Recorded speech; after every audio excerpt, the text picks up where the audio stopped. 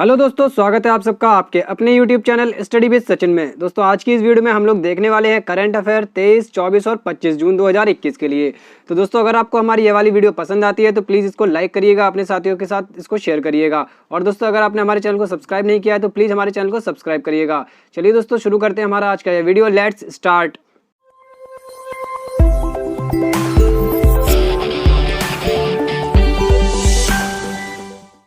तो दोस्तों हमारा आज का पहला प्रश्न है, निम्न में से किस राज्य सरकार ने पूर्व आरबीआई गवर्नर रघुराम राजन को आर्थिक सलाहकार परिषद में शामिल किया है।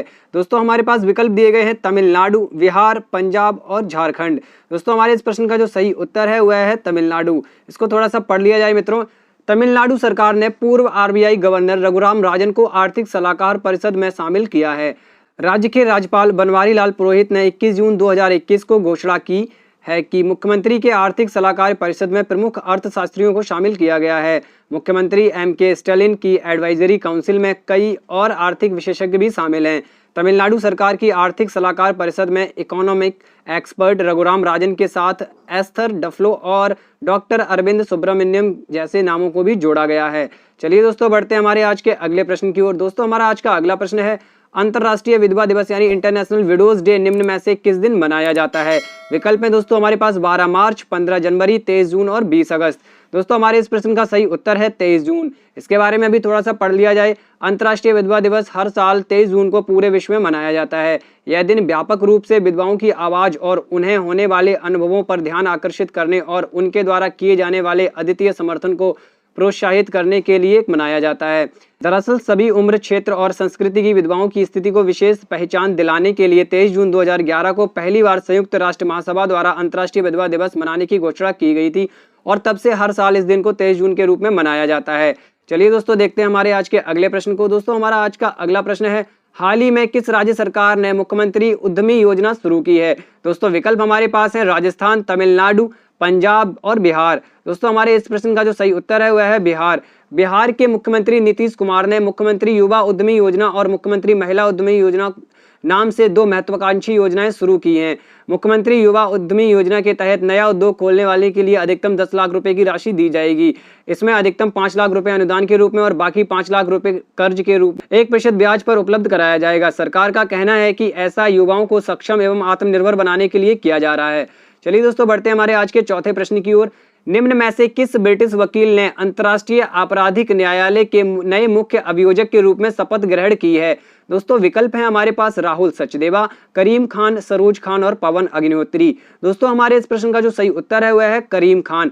देखिए दोस्तों यहाँ थोड़ा सा पढ़ लेते हैं। ब्रिटिश वकील करीम खान ने अंतर्राष्ट्रीय आपराधिक न्यायालय के नए मुख्य अभियोजक के रूप में शपथ ग्रहण की है। उन्होंने लाइबेरिया के पूर्व राष्ट्रपति चार्ल्स टेलर और केन्या के उपराष्ट्रपति विलियम रूटो का अंतर्राष्ट्रीय अदालतों में बचाव किया है। ब्रिटिश वकील करीम खान को अभियोजक, अन्वेषक और बचाव पक्ष के वकील के रूप में अंतर्राष्ट्रीय अदालतों में वर्षों का अनुभव है। चलिए दोस्तों देखते हैं हमारे आज के पांचवें प्रश्न को। निम्न में से किस देश की भारोत्तोलक लॉरेल हवर्ड ओलंपिक के लिए चुनी जाने वाली पहली ट्रांसजेंडर एथलीट बन गई हैं। दोस्तों विकल्प हमारे पास दिए गए श्रीलंका, न्यूजीलैंड, नेपाल और जापान। दोस्तों हमारे इस प्रश्न का जो सही उत्तर है वह है न्यूजीलैंड। न्यूजीलैंड की भारोत्तोलक लॉरेल हवर्ड ओलंपिक के लिए चुनी जाने वाली पहली ट्रांसजेंडर एथलीट बन गई हैं। हवर्ड ने इससे पूर्व वर्ष 2013 में पुरुष वर्ग में हिस्सा लिया था।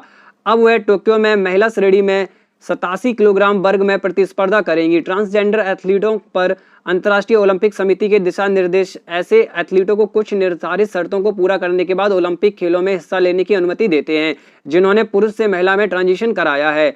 चलिए दोस्तों यहाँ पे बढ़ते हैं हमारे आज के छठवें प्रश्न की ओर। दोस्तों हमारा आज का छठवां प्रश्न है, न्यायमूर्ति मुनीश्वर नाथ भंडारी को हाल ही में किस उच्च न्यायालय का कार्यवाहक मुख्य न्यायाधीश नियुक्त किया गया है। दोस्तों विकल्प दिए गए हैं इलाहाबाद उच्च न्यायालय, दिल्ली उच्च न्यायालय, कलकत्ता उच्च न्यायालय और मद्रास उच्च न्यायालय। दोस्तों हमारे इस प्रश्न का जो सही उत्तर है वह है इलाहाबाद मुख्य न्यायालय। देखिए दोस्तों इलाहाबाद जो उच्च न्यायालय है, यहाँ पर न्यायमूर्ति मुनीश्वर नाथ भंडारी को हाल ही में इलाहाबाद उच्च न्यायालय का कार्यवाहक मुख्य न्यायाधीश नियुक्त किया गया है। इलाहाबाद उच्च न्यायालय के मुख्य न्यायाधीश न्यायमूर्ति संजय यादव 25 जून को अवकाश ग्रहण करने वाले हैं। उच्च न्यायालयों के मुख्य न्यायाधीश और न्यायाधीश 62 वर्ष की आयु में सेवानिवृत्त होते हैं। देश के प्रधान न्यायाधीश और उच्चतम न्यायालय के न्यायाधीशों की सेवानिवृत्ति की उम्र 65 वर्ष है। चलिए दोस्तों बढ़ते हैं हमारे आज के अगले प्रश्न की ओर। दोस्तों हमारा आज का अगला प्रश्न है, हाल ही में भारतीय नौसेना और किस देश की समुद्री आत्मरक्षा बल के जहाजों ने हिंद महासागर में संयुक्त नौसैनिक अभ्यास किया? विकल्प है दोस्तों हमारे पास श्रीलंका, चीन, पाकिस्तान और जापान। तो दोस्तों हमारे जो इस प्रश्न का सही उत्तर है वह है जापान। भारतीय नौसेना और जापानी समुद्री आत्मरक्षा बल के जहाजों ने हिंद महासागर में संयुक्त नौसैनिक अभ्यास किया। इस अभ्यास का उद्देश्य स्वतंत्र और खुले हिंद प्रशांत क्षेत्र का एहसास करना था। रिपोर्ट के अनुसार पिछले कुछ वर्षों में भारत और जापान के बीच नौसेना सहयोग का दायरा बढ़ा है। चलिए दोस्तों बढ़ते हैं हमारे आज के अगले प्रश्न 8वें प्रश्न की ओर। विश्व हाइड्रोग्राफी दिवस यानी कि वर्ल्ड हाइड्रोग्राफी डे निम्न में से किस दिन मनाया जाता है? विकल्प है दोस्तों हमारे पास 10 मई, 12 नवंबर, 21 जून और 28 जनवरी। दोस्तों हमारे इस प्रश्न का जो सही उत्तर है वह है 21 जून। हर साल 21 जून को लोगों को हाइड्रोग्राफी और हर किसी के जीवन में इसकी आवश्यक भूमिका के बारे में जागरूक कराने के लिए विश्व हाइड्रोग्राफी दिवस के रूप में मनाया जाता है। इस दिन का मुख्य उद्देश्य अंतर्राष्ट्रीय स्तर पर IHO के कार्यों की ओर से लोगों का ध्यान आकर्षित करना है। यह समुद्री पर्यावरण की रक्षा के लिए देशों से मिलकर काम करने और दुनिया भर में सुरक्षित अंतर्राष्ट्रीय नेविगेशन की तलाश करने के लिए मनाया जाता है। विश्व हाइड्रोग्राफी दिवस 2021 की जो थीम है वह है 100 years of international cooperation in hydrography है। चलिए दोस्तों देखते हैं हमारे आज के अगले प्रश्न यानी 9वें प्रश्न को। हाल ही में अंतर्राष्ट्रीय बाघ संरक्षण प्राधिकरण ने किस राज्य के रामगढ़ विषधारी वन्यजीव अभयारण्य को बाघ अभयारण्य बनाने की मंजूरी दी है? दोस्तों विकल्प है हमारे पास बिहार, पंजाब, राजस्थान और झारखंड। यहाँ हमारा जो करेक्ट आंसर है वह है राजस्थान। हाल ही में राष्ट्रीय बाघ संरक्षण प्राधिकरण की तकनीकी समिति ने राजस्थान के रामगढ़ विषधारी वन्यजीव अभयारण्य को बाघ अभयारण्य बनाने की मंजूरी दी है। इसके साथ ही रामगढ़ विषधारी वन्यजीव अभयारण्य राजस्थान का चौथा टाइगर रिजर्व होगा। यह भारत का 52वां टाइगर रिजर्व होगा। राजस्थान के अन्य 3 बाघ अभयारण्यों में सवाई माधोपुर स्थित रणथंभौर टाइगर रिजर्व, अलवर स्थित सरिस्का टाइगर रिजर्व और कोटा स्थित मुकंदरा हिल्स टाइगर रिजर्व शामिल हैं, जहां बाघों की संख्या 90 से अधिक है। चलिए दोस्तों देखते हैं हमारे आज के 10वें प्रश्न को। भारत और किस देश की सेना जून 2021 के अंतिम सप्ताह में पैसेज नेवल अभ्यास यानी कि पैसेज नेवल एक्सरसाइज आयोजित करने जा रही है? दोस्तों विकल्प है हमारे पास चीन, अमेरिका, पाकिस्तान और जापान। दोस्तों हमारे इस प्रश्न का जो सही उत्तर है वह है अमेरिका। भारत और अमेरिका जून 2021 के अंतिम सप्ताह में पैसेज नेवल अभ्यास आयोजित करने जा रही हैं। भारतीय नौसेना और अमेरिकी नौसेना के Ronald Reagan carrier strike group के साथ अभ्यास में भाग लेने के लिए समुद्री गश्त वाले पोत और अन्य विमान ले जाएंगे। पैसेज भारतीय और अमेरिकी नौसेनाओं के बीच नियमित अभ्यास का हिस्सा है। यह द्विपक्षीय और बहुपक्षीय प्रारूप एक खुली, समावेशी और नियम आधारित अंतर्राष्ट्रीय व्यवस्था की प्रतिबद्धता सुनिश्चित करने दोनों नौसेनाओं के साझा मूल्यों को रेखांकित करता है। चलिए दोस्तों देखते हैं हमारे आज के 11वें प्रश्न को। दोस्तों हमारा आज का 11वां प्रश्न है, मूडीज इन्वेस्टर्स सर्विस ने 2021 के लिए भारत के विकास अनुमान को घटाकर कितने प्रतिशत कर दिया है? विकल्प है दोस्तों हमारे पास 8.6%, 10.6%, 7.6% और 9.6%। दोस्तों हमारे इस प्रश्न का सही उत्तर है 9.6%।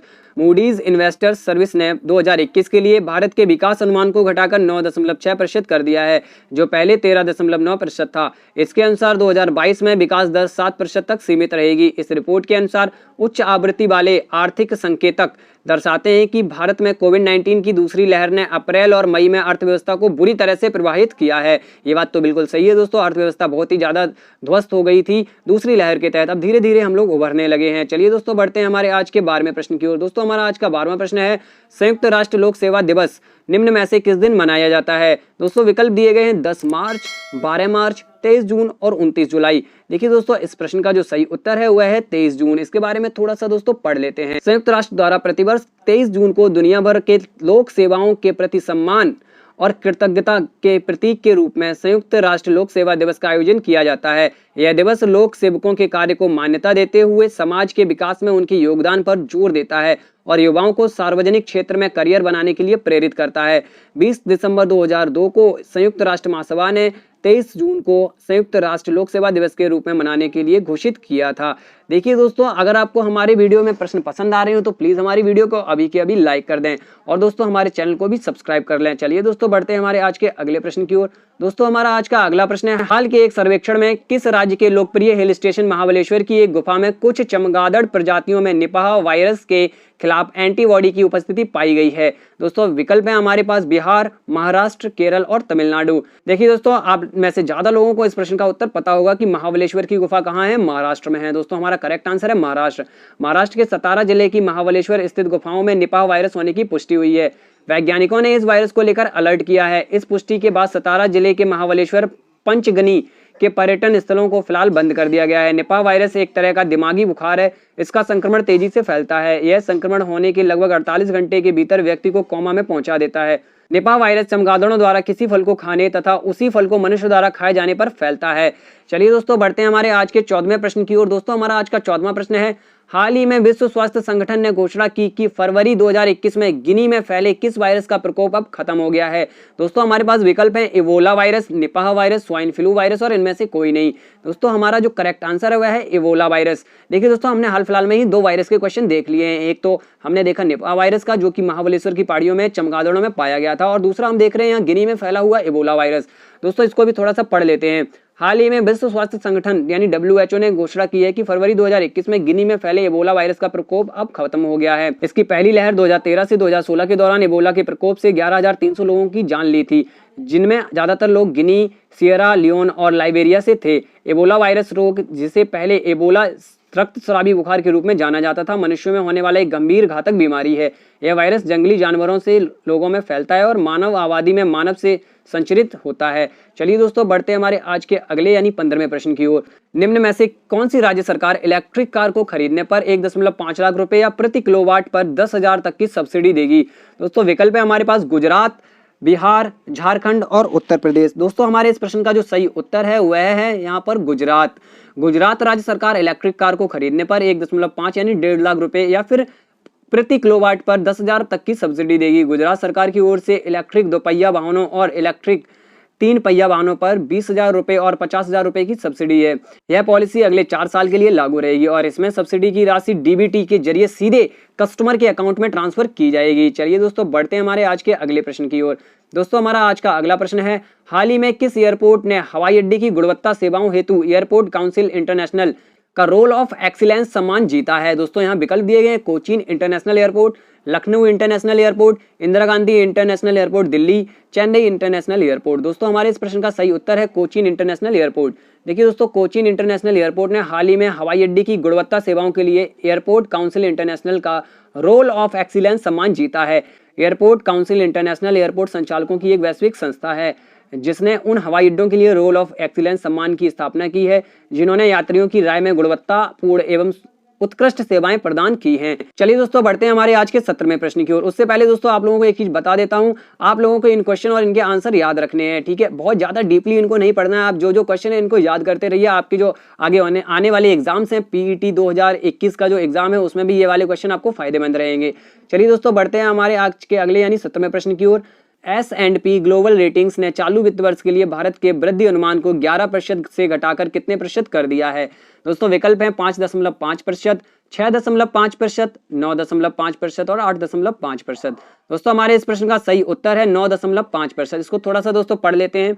S&P ग्लोबल रेटिंग्स ने 24 जून 2021 को चालू वित्त वर्ष के लिए भारत के वृद्धि अनुमान को 11% से घटाकर 9.5% कर दिया है। S&P ने कहा कि महामारी को लेकर आगे भी जोखिम बने हुए हैं क्योंकि अभी तक लगभग 15% आबादी को वैक्सीन की एक खुराक नहीं मिली है। हालांकि अब वैक्सीन की आपूर्ति में तेजी आने की उम्मीद है। वित्त वर्ष 2020-21 में भारतीय अर्थव्यवस्था में 7.3% की कमी आई है। चलिए दोस्तों बढ़ते हैं हमारे आज के अगले प्रश्न की ओर जो कि हमारा 18वां प्रश्न होगा। भारतीय सेना ने 24 जून 2021 को कितने फ्यूचरिस्टिक इन्फेंट्री कॉम्बैट व्हीकल खरीदने के लिए RFI जारी किया है। देखिए दोस्तों विकल्प है हमारे पास 2750, 1750, 1050 और 1430। दोस्तों हमारा जो यहाँ पे करेक्ट आंसर है वह है 1750 यानी कि 1750। भारतीय सेना ने 24 जून 2021 को 1750 फ्यूचरिस्टिक इन्फेंट्री कॉम्बैट व्हीकल खरीदने के लिए RFI जारी किया है। यह खास लड़ाकू वाहन दुश्मन के टैंक को तबाह करने और सैनिकों की आवाजाही के लिए उपयुक्तकर होते हैं। सेना ने कहा है कि वह इन वाहनों को पूर्वी लद्दाख के साथ साथ रेगिस्तानी और पहाड़ी इलाकों में तैनात करना चाहती है।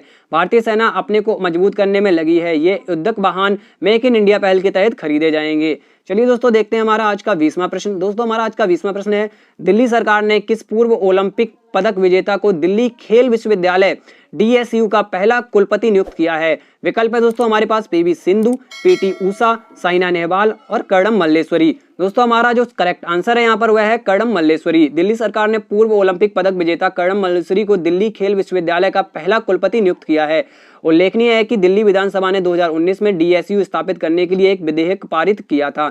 पूर्व भारोत्तोलक यानी कि देखिए वजन उठाने वाली कर्णम मल्लेश्वरी पहली भारतीय महिला हैं जिन्होंने सन 2000 के सिडनी ओलंपिक्स में कांस्य पदक, पहली महिला ओलंपिक पदक विजेता, यानी इन्होंने ये पहली ऐसी महिला थी जिन्होंने किसी भी ओलंपिक में पदक जीता था। ठीक है, चलिए दोस्तों देखते हैं हमारे 20वें प्रश्न को। दोस्तों हमारा 20वां प्रश्न है, किस राज्य के पूर्व स्वास्थ्य मंत्री के शैलजा को 2021 के लिए central European universities open society पुरस्कार से सम्मानित किया गया है? दोस्तों विकल्प है केरल, तमिलनाडु, असम और मध्य प्रदेश। यहाँ हमारा करेक्ट आंसर है केरल। केरल के पूर्व स्वास्थ्य मंत्री के शैलजा को 2021 के लिए central European universities open society पुरस्कार से सम्मानित किया गया है। यह पुरस्कार उन्हें उनके दृढ़ नेतृत्व और समुदाय आधारित सार्वजनिक स्वास्थ्य कार्य महामारी के दौरान जीवन बचाने की मान्यता में प्रदान किया गया था। वह दुनिया को प्रदर्शित करते हैं कि दृढ़ नेतृत्व, सामुदायिक आधारित सार्वजनिक स्वास्थ्य और प्रभावी संचार जीवन बचा सकता है। Central European universities open society पुरस्कार वार्षिक रूप से एक व्यक्ति या संगठन को दिया जाता है जिनकी उपलब्धियों ने एक खुले समाज के निर्माण में महत्वपूर्ण योगदान दिया है। चलिए दोस्तों बढ़ते हैं हमारे आज के अगले प्रश्न की ओर। दोस्तों हमारा आज का अगला प्रश्न है, मिजोरम सरकार के साथ भारत सरकार ने मिजोरम स्वास्थ्य प्रणाली सुदृढ़ीकरण परियोजना के लिए विश्व बैंक के साथ कितने $1 मिलियन ऋण समझौते पर हस्ताक्षर किए हैं? विकल्प हैं दोस्तों हमारे पास $42 मिलियन, $62 मिलियन, $32 मिलियन और $55 मिलियन। दोस्तों हमारे इस प्रश्न का करेक्ट आंसर है $32 मिलियन। मिजोरम सरकार के साथ भारत सरकार ने मिजोरम स्वास्थ्य प्रणाली सुदृढ़ीकरण परियोजना के लिए विश्व बैंक के साथ $32 मिलियन के ऋण समझौते पर हस्ताक्षर किए हैं। परियोजना का उद्देश्य मिजोरम में स्वास्थ्य सेवाओं की प्रबंधन क्षमता और गुणवत्ता में सुधार करना है, जिसमें कम सेवा वाले क्षेत्रों और कमजोर वर्गों के लाभ पर ध्यान केंद्रित किया गया है। यह परियोजना स्वास्थ्य एवं परिवार कल्याण विभाग और इसकी सहायक कंपनियों के शासन और प्रबंधन ढांचे को मजबूत करेगी। चलिए दोस्तों बढ़ते हैं हमारे आज के 22वें प्रश्न की ओर। दोस्तों हमारा आज का 22वां प्रश्न है, वैश्विक प्रौद्योगिकी ब्रांड OnePlus ने हाल ही में किस क्रिकेटर को अपनी वियरेबल्स यानी घड़ी पहनने जैसे उत्पाद कैटेगरी का ब्रांड एम्बेसडर बनाया है? विकल्प है दोस्तों हमारे पास विराट कोहली, जसप्रीत बुमराह, रोहित शर्मा और महेंद्र सिंह धोनी। दोस्तों हमारे इस प्रश्न का करेक्ट आंसर है जसप्रीत बुमराह। देखिए दोस्तों, वैश्विक स्मार्टफोन ब्रांड OnePlus ने हाल ही में घोषणा की कि उसने भारत के स्टार क्रिकेटर जसप्रीत बुमराह को अपने वियरेबल्स यानी घड़ी जैसे पहनने वाले उत्पाद कैटेगरी का ब्रांड एम्बेसडर बनाया है। OnePlus वियरेबल्स कैटेगरी में OnePlus वॉच शामिल है, जो OnePlus की ओर से पहली ग्लोबल स्मार्ट वियरेबल डिवाइस है। चलिए दोस्तों बढ़ते हैं हमारे आज के आखिरी प्रश्न की ओर। दोस्तों हमारा आज का आखिरी प्रश्न है, अंतर्राष्ट्रीय नाविक दिवस international day of the seafarer निम्न में से किस दिन मनाया जाता है? दोस्तों विकल्प है हमारे पास 10 जनवरी, 12 मार्च, 19 अगस्त और 25 जून। दोस्तों हमारे इस प्रश्न का करेक्ट आंसर है 25 जून। 25 जून को संपूर्ण विश्व में अंतर्राष्ट्रीय नाविक दिवस मनाया जाता है। यह दिन अंतर्राष्ट्रीय समुद्री व्यापार, नागरिक समाज और विश्व अर्थव्यवस्था में विश्व स्तर पर नाविकों द्वारा किए गए अद्वितीय योगदान का जश्न मनाता है और पहचानता है।